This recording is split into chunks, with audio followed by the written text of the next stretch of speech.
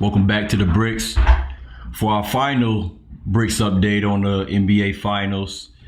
The Miami Heat defeated the San Antonio Spurs 95-88.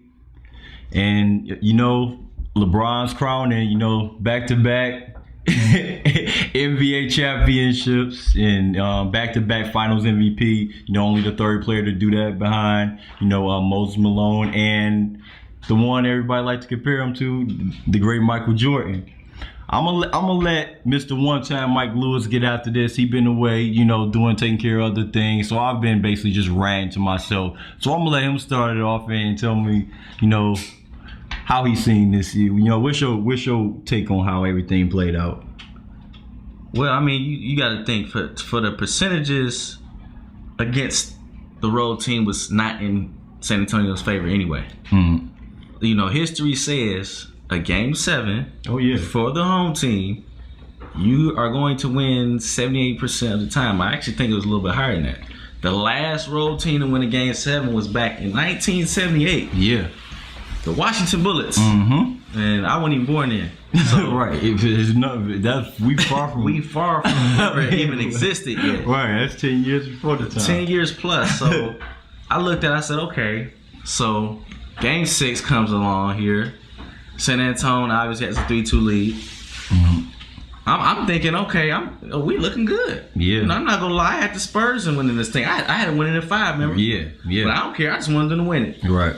You have a 5-point lead with 28 seconds left. Manu Ginobili has a chance to make 2 free throws. He misses 1, makes the second. LeBron James gets the ball, misses a 3-point attempt.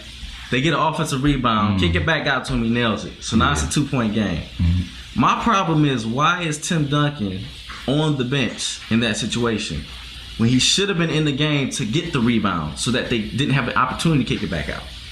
I'm not going to get mad at Kawhi Leonard, who's 21 years old in his first finals, that guy and he misses 1. I don't care about that miss. I'm looking at Ginobili. How did you miss it? Because if anybody makes both of their free throws, the game is over. Mm-hmm. So I'm looking at Popovich and I'm thinking, okay, all right, you have your best player and your best rebounder on the bench. Second time around, okay, now it's 95-92. Mm-hmm. Miami gets the ball out the inbounds. They shoot another 3.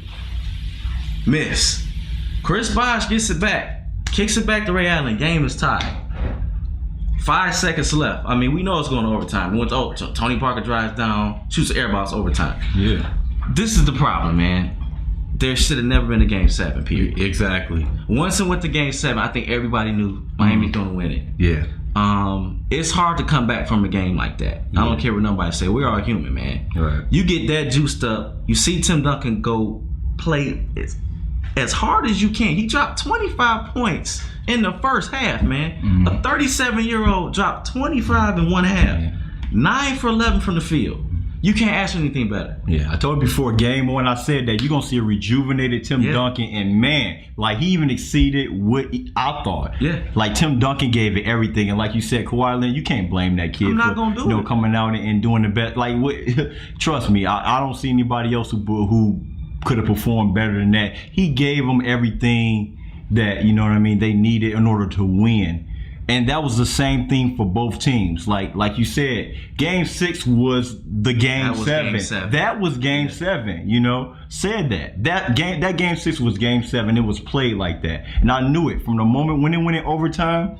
People, talk about the last call, the non-call or the foul and things like that. Those, back-to-back. And Ginobili too, back-to-back fouls. But I said I would even went a step further on the 3 plays, man. When LeBron James came down and made that spin move and they had him walled off and zoned in like they've been doing the entire game. Yeah. And he just falls down. They all looking around like, what? What is this?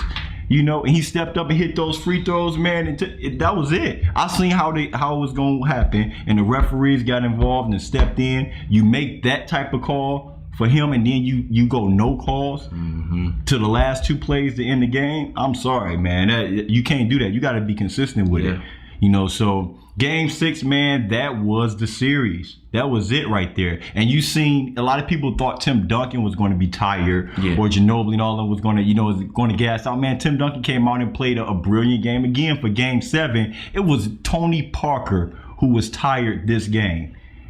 Game 7, he was tired this game. He was off and missing shots. Because remember, Game 6, man, Tony Parker went off, man. Tony Parker would have been, to me, wow. Like, just a dude that just came out of his shell and just went off. He was taking every shot he thought of. He was giving me the ball. He was LeBron-esque what LeBron should have been. You know what I mean? He took over. Manu Ginobili, he stepped up in Game 7, but he didn't give you what he should. Ginobili, man, he has just too many turnovers, too many crucial plays where you giving them the ball.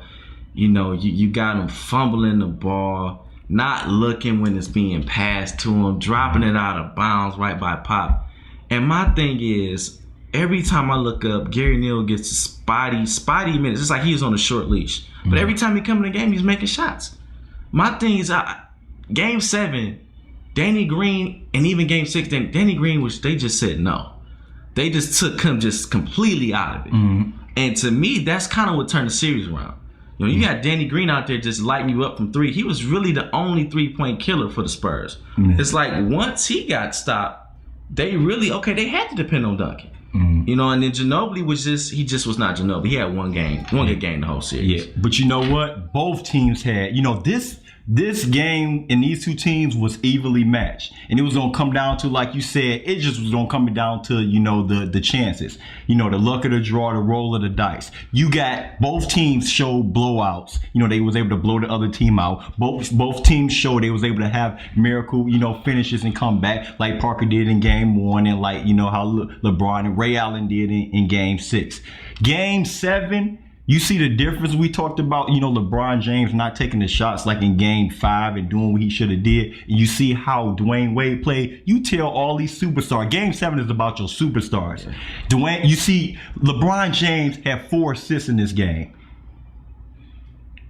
4 assists. It was about Dwayne Wade taking over. They say you got one game. You only get one shot. I'm sure they was playing that Eminem song before they going into the stadium. One shot. It takes your superstars to play that way. Tony Parker took 23 shots in Game 6 to have them where they was at there with dominating, how he dominated the ball. He only got up 13 shots. But in his defense, you're being guarded by LeBron James. It don't matter. That's why I said Parker was gassed. Parker was gassed. Yeah. Parker was gassed. Ginobili stepped up and did what he can, but once again, man, each team got the help that they needed. Ginobili gave you his 18. You know what I mean? So Shane Battier was the difference for Miami. Who else on Miami did anything? Chris Bosh had no points. Name them. It was 4 people. Name them. Chris Bosh had no points. Shane Battier, Dwayne Wade, LeBron James, and I told you the guy who's been the glue and who's been keeping it chugging along, who's giving you so much with so little. You literally squeezed blood out of a rock with Mario Chalmers. I mean, he has been the difference, man. He's solid, man. I'm sorry. I'm not a fan. I'm not gonna lie. It's not about him being a fan. It's that when a lot of people say I'm not a fan of his game like that. I mean, I feel like if you playing with LeBron James and Dwayne Wade and Chris Bosh, all you gotta do is know how to shoot. Just know how to shoot. Catch. Nobody else. LeBron can't. So he better know how to shoot. Well, listen, man. Before this series started, LeBron James had a career year from the field. The man shot 57% and 40% from 3. So this was LeBron's best year shooting wise. What I'm saying is that when you're on a team with other superstars, you have one assignment. You should be decent enough to be able to make a couple threes. That's it. You playing with 2, and you know what I thought about too? Back in 2003, when all these guys were drafted. Yeah. You got 3 of the top 5 picks on one team. Yeah. LeBron James number 1, Dwayne Wade number 4, Chris Bosh number 5. Right. You should be winning titles together. Exactly. And that's the thing that people, I don't think they doubt that they can win title. I think they feel like they should, and that they probably would because of the talent. It's crazy. That's why a lot of people don't like Miami. And a lot of people say, okay, I give it to you. You a good player or great player with LeBron James, but you needed other superstars to team up with in order to achieve this goal. Guess what? No knock on him. People think that when people say you're not the best player in the world or better than Michael Jordan and Kobe Bryant, nobody is saying, it's no slate to say that you're not better than Michael Jordan. What? You a LeBron hater because you don't believe he's better than Michael Jordan? The greatest player to ever play the game? Right. Stop it. And the guy has one ring, and he got it with two other superstars, 3 of the top picks. The best. Come on, that's no slate to say that. You know, in the league, I've seen a lot of things. You know, I was always saying, you know, I still agree that LeBron James is not the best player in the world, most dominant player in the world, but he's the most dominant player in the NBA now. But my conclusion to that is it's because how the NBA has developed. It's made for guys where shooting is a luxury. If you're a lights out shooter, you can be a guy like, you know, Danny Green, that, you know, that used to be, you know, the norm, having guys like Jeff Hornacek and those guys out there shooting, you know, and making shots. You know, now the NBA with the no hand checking, you know, 3 in the keys, all the dominant in those things, it's made for the perimeter players. And before, back in the day, Jordan was the only one that got the Jordan rules, they say. That's why they named it the Jordan rules. Everybody didn't get the luxuries like a LeBron James gonna come down and spin like that and just fall on the ground. So I agree. No, you can't. I can't name you the best player in the world if you cannot shoot. LeBron James is a streaky shooter. Oh, last night he got he's a streaky shooter. Like you said, you lauded his field goal percentage and all these different things. You know, I'm not a big stat guy. Right. You know, I'll go with that, but I'm going by what I say. He's a streaky shooter. He is. A very streaky shooter. He is. And when he's in momentum, you want to know what's funny? Of course you can do that. 4 out of the 7 games, the dude shot 7 for 21, 7 for 18, 6 for 18, and then 8 for 22. Mm-hmm. So in games 1 through 3, he was shooting 36% from the field. You're right. And 26% from 3. So last night, game 7, your star show up. I give him credit. He showed up. Yeah. But at the end of the day, that's why a lot of old school guys look at LeBron James and say, you know what? Can we really give you credit for what you're doing? Mm-hmm. You're playing with 2 other stars. You left where you're at to join them. Mm-hmm. Now you're seeing the fruits of that. I mean, the thing is, maybe you get more credit if you would stay where you're at. See if you can just thug it out. Rock with it. See if you can win it with Cleveland. Right. I mean, it's just hard for me to really give that much. I don't have a problem with him doing that, though. My thing is, of course, you continue on the pace that he's going on right now, and no doubting about his athletic ability, the physical, dominance, and all the things that he have that he can do. We ain't blind. Question about it. You're gonna go down as one of the top 10 if you continue to win championships. How everything is played out, how you set yourself up to win, and for the next 5 to And next year, you're going down as one of the top 10 greatest players of all time. I have no problem with that. But don't try to sell me on this fact that you're better than Michael Jordan or even Kobe Bryant. No way. I'm saying no way. That's my opinion. I don't care how many times ESPN flash it on the screen. They gonna force it into your mind and saying, "Oh no, you a hater." You know, if you don't believe in that, this guy's Dennis Rodman came out and tell you, "Listen, dude, if LeBron James played with us, he kept this so." He said LeBron James is an average player. Yes, wasn't no hand checking stuff rules back there, no bump. You can't breathe on the guy and you get fouled. When that you ain't gonna get out being some streaky shooter. He said LeBron was a crybaby. Yeah, man. He said Michael and Scottie would have took him and Dwayne Wade apart. He said Bosh would have done nothing. The thing is, he didn't do nothing. He had no right. He's not even playing.